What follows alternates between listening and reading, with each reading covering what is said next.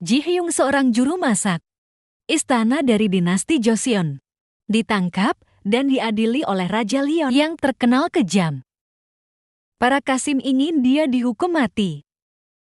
Tetapi setelah mencicipi masakannya, Raja justru terkesan dan menjadikannya kepala koki, sekaligus juru masak pribadinya. Ji Hyung lalu berjanji setia untuk mengabdi kepada sang raja. Di tahun 2025 Ji Hyung mengikuti kompetisi memasak makanan Prancis melawan koki-koki hebat.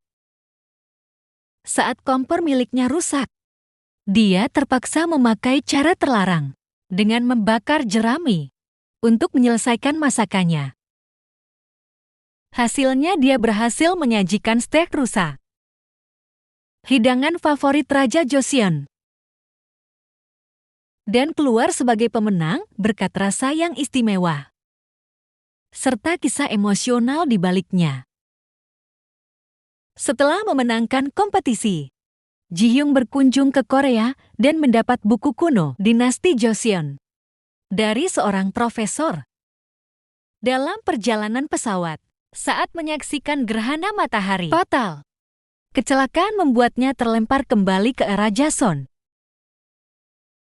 Dia terbangun di hutan dan bertemu Raja Hyun yang sedang berburu. Pertemuan pertama itu menegangkan karena sang raja langsung menangkapnya dengan anak panah. Raja Hyun mengira Ji Hyung adalah pemberontak ketika menemukannya di hutan. Ji berusaha meyakinkan bahwa dirinya hanya seorang koki. Tetapi tiba-tiba, pemberontak menyerang raja. Dalam kekacauan itu, Ji dan sang raja sama-sama terjatuh ke dasar tebing, menjadi titik balik yang mengubah takdir keduanya. Di gubuk Raja Hyun menegaskan bahwa wilayah perburuan kerajaan tidak boleh ditinggali, sehingga keberadaan Ji dan Silgu membuatnya keberatan. Namun, Ji berhasil mencairkan suasana dengan membicarakan makanan. Saat Hyun ragu untuk mencicipi hidangan, dia akhirnya terharu ketika disuapi Ji. Karena hal itu mengingatkannya pada kasih sayang mendiang ibunya.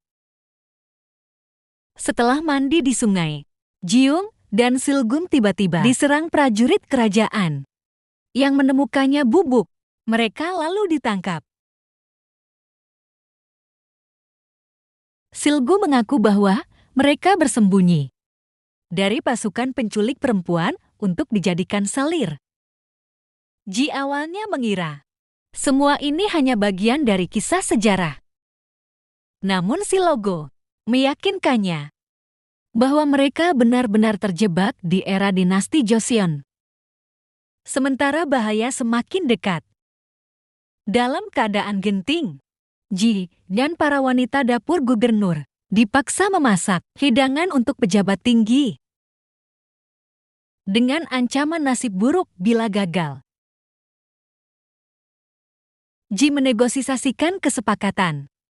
Jika masakan mereka enak, semua akan dibebaskan. Dengan bahan dan peralatan terbatas, mereka berjuang keras menyiapkan hidangan, menggunakan teknik yang rumit demi menentukan nasib mereka. Saat Raja Hyun dan pasukan tiba, Ji Hyung panik, namun tetap harus menyajikan masakannya. Setelah mencicipi, Hyun begitu kagum hingga menyebut hidangan itu yang terenak pernah dia coba.